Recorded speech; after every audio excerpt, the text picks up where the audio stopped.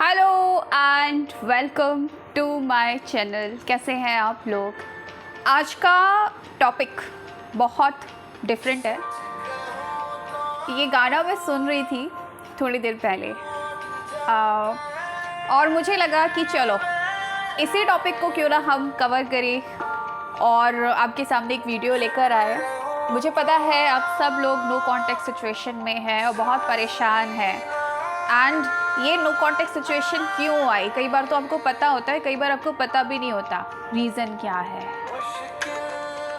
I know बहुत मुश्किल होता है अपने पर्सन से दूर जाना। दिन रात उसके बारे में सोचते हो, अपनी फीलिंग्स भी उसके साथ शेयर नहीं कर पाते, ब्लॉक रहते हो। आई नो ये गाना जब मैं सुन रही थी ना, मैं फील कर पा रही थी जो लोग नो कॉन्टैक्ट सिचुएशन में होते हैं, जो लोग अपने पर्सन से बहुत दूर होते हैं, उनके क्या हाल होते हैं। I can feel this pain जो इस गाने के थ्रू मुझे फील हुआ। जो लोग मुझसे कांटेक्ट करते हैं, पूछते हैं, तो मैंने कहा कि चलो देखते हैं क्यों आखिर आप दोनों के बीच ये दूरियां आई, क्यों आप लोग नो कॉन्टैक्ट सिचुएशन में रहे। क्या था उनके मन में जो उन्होंने आपको ब्लॉक किया? क्या था उनके मन में जो उन्होंने आपसे दूरी बना ली? जो भी आएगा निकल कर थोड़ी देर में आपके सामने होगा। ये दूरियां, it's very difficult time, I know that, but क्या करें, कोई बात नहीं है, टाइम भी निकल जाएगा। चलो स्टार्ट करते हैं अब हम अपनी रीडिंग को। ठीक है, यूनिवर्स मुझे बताएं, जो मेरे व्यूअर्स हैं प्लीज़ पॉजिटिव रहिएगा। आई नो सिचुएशन अच्छी नहीं है, नो कॉन्टेक्ट वालों के लिए रीडिंग है, लेकिन फिर भी आपको पॉजिटिव रहना है। ठीक है, क्यों दूरियां आई ये तो मैं बताऊंगी, साथ ही इस दूरी को ख़त्म करने के लिए आपको क्या करना चाहिए ये भी मैं आपको बताऊंगी। ठीक है, तो पॉजिटिव रहिए, अपने पर्सन को याद कीजिए और इस रीडिंग को देखिए। यूनिवर्स गाइड करे और मुझे बताएं, जो मेरे व्यूअर्स हैं उनके और उनके पर्सन के बीच जो भी ये नो कॉन्टैक्ट सिचुएशन आया है या जो भी ये दूरियां आई हैं, ये आखिरकार क्यों आई हैं? किसी पर्सन की वजह से आई हैं, काम की वजह से आई हैं, मनी की वजह से आई हैं, या खुद के ही कोई इश्यूज़ थे? देख लेते हैं। पहला कार्ड क्या निकल कर आया है? ओ माय गॉड, 5 ऑफ, ये है आपकी खुद की एनर्जी। इस वक्त आपकी एनर्जी 5 ऑफ कप्स के एनर्जीज़ में है आप। ये गाना जो मैंने अभी चलाया, सेम यही कंडीशन, ये दूरियां और उसके गम में डूबे हुए आप, अपने पर्सन के गम में डूबे हुए। नेक्स्ट देख लेते हैं क्या निकल कर आता है। 6 ऑफ वॉन्ड्स। ओके, नेक्स्ट क्या है आपके लिए? डेथ है। जो खुशियाँ थी चली गई, जो खुशियाँ थी चली गई। I know, it's okay, it's okay, no issues. Page of pentacles, main issue, जो आपका रिश्ता टूटने का मेन इशू। और भी देखते हैं क्या इश्यूज़ निकलते हैं आपके रिश्ते को टूटने का। एक खूबसूरत रिश्ता जहाँ पर आप साथ हो सकते थे, जहाँ पर आप लोगों का यूनियन था, लेकिन वहाँ पर सब ख़त्म हो गया। क्यों हो गया बता रही हूँ आगे। एक रीज़न हमारे सामने है, लेकिन फिर भी queen of cups. Okay, next देखते हैं क्या है। यूनिवर्स प्लीज़ गाइड करे, क्यों इन दोनों के बीच दूरियां आई हैं? The tower. Okay, 5 of swords. देख लो, आपके सामने कार्ड्स निकाल रही हूँ और क्या कार्ड्स आ रहे हैं, और लास्ट कार्ड निकाल रही हूँ, फिर मैं एक्सप्लेन कर रही हूँ। Night of swords. देखो, ये पर्सन जिस तरीके से आए थे ना आपकी लाइफ में, उस तरीके से दर्द देकर, पेन देकर रिश्ते को ख़त्म करके भी चले गए।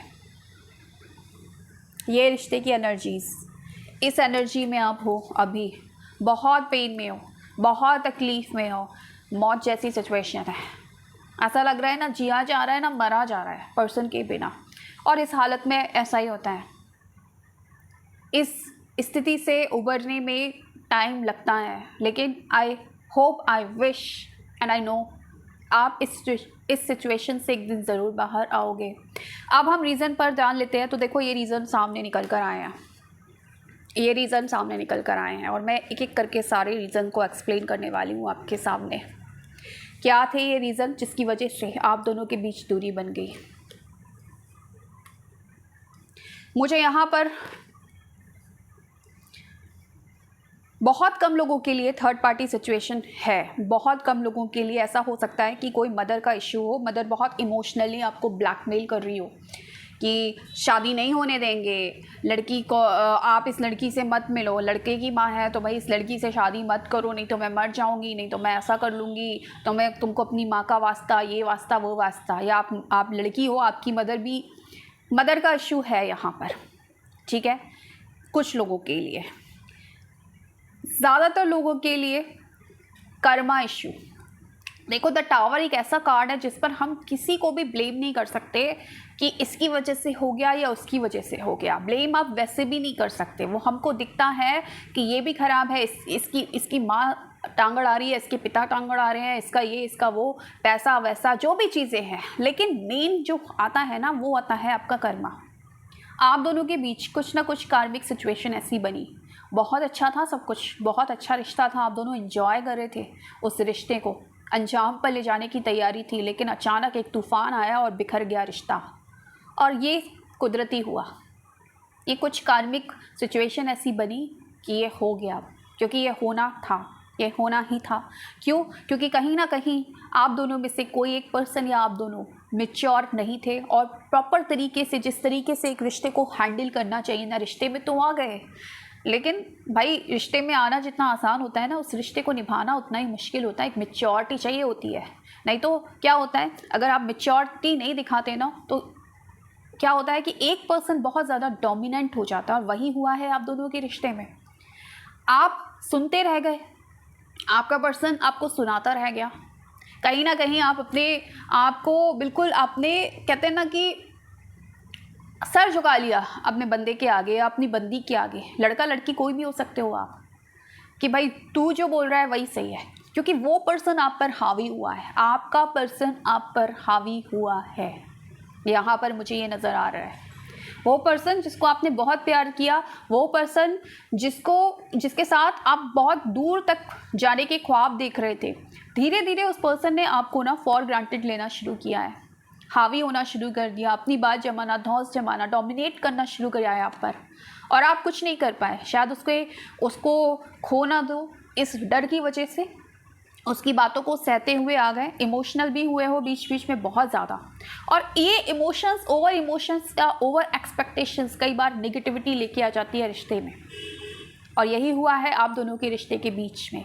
बहुत ज़्यादा नेगेटिव हो गए, बहुत ज़्यादा ओवर इमोशनल हो गए, ओवर एक्सपेक्ट करने लगे अपने पार्टनर से, जबकि वो इतना जैसे वो कमिटमेंट नहीं देना चाहता आपको, लेकिन आप कमिटमेंट मांगते रह गए। और जब आपने कमिटमेंट मांगा, जब आपने शादी की बात की, उस पर्सन ने क्या किया, छोड़ के चला गया, आपको ब्लॉक करके भाग गया। यानी कि आप उस पर्सन से वो एक्सपेक्ट करने लगे जो वो दे ही नहीं सकता था। ये चीज़ें हुई हैं यहाँ पर जितनी तेज़ी से इस रिश्ते में आए हो ना, उतने ही झटके से ये रिश्ता ख़त्म हुआ है, क्योंकि कोई क्लैरिटी नहीं है रिश्ते को कहाँ आगे लेकर जाना है, कोई क्लैरिटी नहीं है कि इस रिश्ते को हम दोनों को कैसे संभालना है, कैसे ग्रो करना है, कैसे हम सारी चीज़ों को, जो भी प्रॉब्लम्स आ रही है हमारी लाइफ में, हमारे रिश्ते में, उसको कैसे हैंडल करेंगे।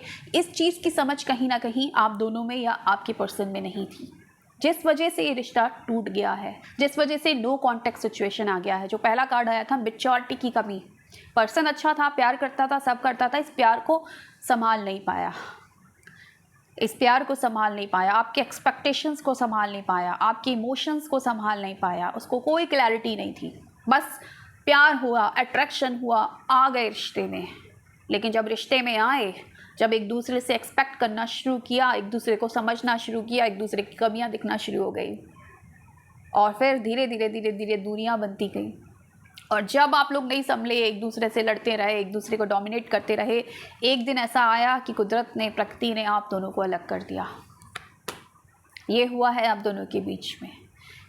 यहाँ पर कुछ लोगों के लिए मैं आपको बता सकती हूँ कि मदर इशू है, लेकिन ज़्यादातर लोगों का ओवर एक्सपेक्ट होना, ओवर इमोशनल होना, पर्सन का इमेच्योर होना, रिश्ते को नहीं संभाल पाना, और कर्मा कनेक्शन, इस वजह से ये रिश्ता टूट गया है। तो अब इस सिचुएशन में आप आ गए हो क्योंकि ये रिश्ता तो ख़त्म हो चुका है। आगे क्या होगा आई डोंट नो, अभी एंड है इस रिश्ते का, क्योंकि हम रीडिंग भी कर रहे हैं नो कॉन्टैक्ट सिचुएशन के लिए। तो बहुत बुरी हालत है और मैंने आपको रीज़न भी बताया कि ये रीज़न क्यों हुआ है। हो सकता है कि अब अगर मैं आपके पर्सन की एनर्जीज़ की बात करूँ, उनकी एनर्जीज़ चेंज हो, अब आपने अपने ऊपर काम किया हो, अपने इमोशंस पे काम किया, आपको समझ में आया हो अपने इमोशंस को कैसे कंट्रोल किया जाता है, अपने EQ पर काम किया हो आपने, अब सिचुएशन डिफरेंट हो, लेकिन जो पास्ट की एनर्जीज़ रही हैं वो इस तरीके की रही हैं जिसकी वजह से ये सेपरेशन मोड आप दोनों के रिश्ते में आया है। मैं आपके पर्सन की कुछ और फीलिंग भी निकालना चाहूँगी, हो सकता है वहाँ से कुछ क्लैरिटी हमको मिले कि ये जो सिचुएशन आई है ये क्यों आई है, और उसके बाद मैं देखूँगी कि आपको क्या करना चाहिए। ठीक है, एंजल गाइडेंस फिर मैं आपके लिए निकालूंगी। यूनिवर्स मुझे ज़रा इस पर्सन का, मेरे जो व्यूअर्स है इसके पर्सन का डीप में क्या फीलिंग है बताएं प्लीज़। मेरे व्यूअर्स का जो भी पर्सन है उनकी डीप में फीलिंग क्या है। कलेक्टिव रीडिंग है, ध्यान रखिएगा, इतने सारे लोग इस रीडिंग को देखते हैं तो सबके पर्सन की वही फीलिंग हो ऐसा हो ही नहीं सकता ना। कलेक्टिव का मतलब है ज़्यादातर लोगों का ऐसा फीलिंग हुआ होगा, ज़्यादातर लोगों के लिए ये रीडिंग मैच कर जाएगी, हर एक पर्सन के लिए मैच नहीं कर सकती है, तो उस चीज़ को आप ध्यान में रखिए। ओके, देख लेते हैं क्या निकल कर आता है। Let's make this relationship most beautiful by love and understanding। मैंने क्या बोला, अंडरस्टैंडिंग की कमी थी, अंडरस्टैंडिंग की कमी थी आप दोनों के रिश्ते में, और मैच्योरिटी की कमी थी। आप दोनों एक दूसरे को समझ नहीं पा रहे थे, एक इंसान हावी हो रहा था, एक इंसान अपने इमोशंस को कहीं ना कहीं दबा रहा था या ओवर एक्सपेक्ट कर रहा था। तो इस वक्त इस पर्सन के मन में ये फीलिंग है कि इस रिलेशनशिप को हम ब्यूटीफुल बनाएं प्यार से और समझदारी से, जो कि किसी भी रिलेशनशिप को ब्यूटीफुल बनाने के लिए बहुत ज़्यादा ज़रूरी है। और ये आप ध्यान में रखिएगा कि दोबारा जब भी आप लोगों का रीयूनियन हो तो प्यार समझदारी ये चीज़ बहुत ज़रूरी है। आपको IQ लोग बढ़ाने पे बहुत काम करते हैं लेकिन अपने EQ पर फोकस नहीं करते। IQ भी जितना ज़रूरी है ना उतना EQ भी ज़रूरी है। अपने इमोशनल क्वोशेंट को भी बढ़ाइए, इमोशनली डिपेंडेंट होना लोगों पर बंद कर दीजिए। चाहे कितना भी आप उसको अपने पर्सन को प्यार करते हो, लेकिन एक निर्भरता जब हमारी बढ़ जाती है ना किसी पर्सन पर कि हमें प्यार करने के लिए, हमें पैम्पर करने के लिए सिर्फ वो पर्सन है, सिर्फ वही मुझे प्यार कर सकता है, मैं खुद को प्यार नहीं कर सकती, वहीं पर कुदरत आप दोनों को ना अलग कर देती है क्योंकि वाइब्रेशन का ना मिसमैच हो जाता है उस बीच। ठीक है, क्या करें आप इस दौरान कि आप लोगों का रीयूनियन हो जाए। यूनिवर्स प्लीज़ मुझे गाइड करें, एंजल गाइडेंस देख लेते हैं आपके लिए क्या निकल कर आता है। ठीक है, यूनिवर्स गाइड करें और बताएं कि क्या है, क्या करना चाहिए इन लोगों को।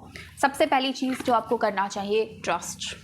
यूनिवर्स बोल रहा है ट्रस्ट करो, क्योंकि हो सकता है कुछ लोगों का सेपरेशन पीरियड बहुत लंबा हो गया हो, बहुत टाइम से वो अपने पर्सन का वेट कर रहे हैं, अपने ऊपर शायद काम भी कर रहे हैं, लेकिन उसके बावजूद उनको कोई रिजल्ट नहीं दिख रहा। अब रिजल्ट नहीं दिखता है तो क्या होता है, हमारा ट्रस्ट डगमगा जाता है। हम कहते हैं ये टैरो कार्ड बकवास है, ये लॉ ऑफ अट्रैक्शन बकवास है, कई बार तो भगवान को भी उल्टा सीधा बोलने लगते हैं।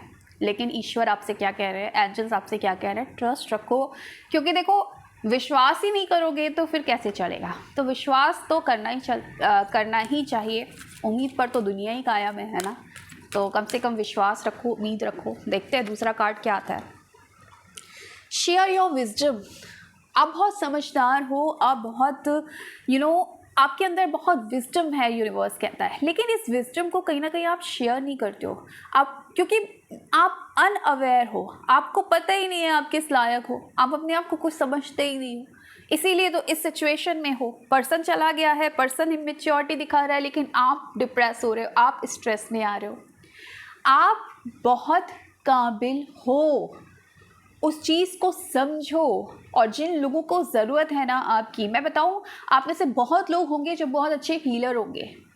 आप लोगों में से मैं गारंटी के साथ कह सकती हूँ कि कुछ लोग तो ऐसे हैं जिस सिचुएशन में आप अभी हो ना, उस सिचुएशन में अगर आपका कोई दोस्त, कोई जान पहचान वाला आ जाए या कोई भी इंसान आपसे हेल्प मांगे ना, तो आप उसको इतनी हेल्प कर दो सिर्फ अपनी विजडम से कि उसका तो सब कुछ ठीक हो जाए। लेकिन उसी जो आपके पास विजडम है, उसी विजडम का यूज़ ना आप अपने लिए नहीं कर रहे हो। मतलब आपको सब पता है कि आपको क्या करना है, दूसरा कोई इंसान उस कंडीशन में होगा, उस सिचुएशन में होगा, आप उसकी हेल्प कर दोगे, लेकिन आप सेम सिचुएशन में हो, आप अपनी हेल्प नहीं कर पा रहे हो। तो प्लीज़ अपनी हेल्प करो, प्लीज़ अपने आप को समझो, सेल्फ लव में आओ, एंड यूनिवर्स आपके लिए ना सब कुछ लेकर आएगा। एक और टेक्स्ट से मैं आपके लिए 2 कार्ड्स और निकालूंगी और देखती हूँ क्या क्या आता है आपके लिए। यूनिवर्स प्लीज़ गाइड करे मेरे व्यूअर्स को, उनके लिए क्या कहना चाहती है एंजल्स। अबंडेंस आ रहा है, क्योंकि मुझे इंट्यूशन आया था, अबंडेंस आ रहा है आपकी लाइफ में। डोंट वरी, आज जो भी सिचुएशन है, don't worry, ask your angels का कार्ड है। अपने इष्ट देव से, अपने एंजल्स से कनेक्ट हो, उस डिवाइन के साथ कनेक्ट हो। ट्रस्ट कहीं ना कहीं डगमगा रहा है, अपने ईश्वर से पूछो कि मैं ऐसा क्या करूं, प्लीज़ मुझे साइन दो, मैं सिचुएशन से बाहर निकलना चाहती हूँ। जब आप हेल्प नहीं मांगोगे ना, जब तक आपकी कोई हेल्प नहीं करेगा, यकीन मानिए। जब तक आप खुद की मदद नहीं करते, आपकी कोई मदद नहीं करता है। अपनी ईश्वर से जुड़िए, इस सिचुएशन से बाहर आने के लिए ईश्वर की मदद मांगिए, एंजल्स की हेल्प लीजिए। आपको देखिएगा आपको हेल्प मिलेगी एंड आपकी लाइफ में अबंडेंस आएगा आपकी लाइफ में, क्योंकि कार्ड निकल कर आया था अबंडेंस का। तो ये जो भी सिचुएशन है, मैंने आपको बताया, जो भी आई है, ये सिचुएशन एंड होने वाली है। ये मैं आपको क्लियर कर सकती हूँ क्यों एंड होने वाली है, क्योंकि अबंडेंस आ रहा है। जो लैक है ना आज आपकी ज़िंदगी में, वो अबंडेंस में बदलने वाला है। So all the very best, और अपने ऊपर हमेशा काम करो और जल्दी से जल्दी इस सिचुएशन से बाहर निकलो। So thank you so much for watching my video. Bye.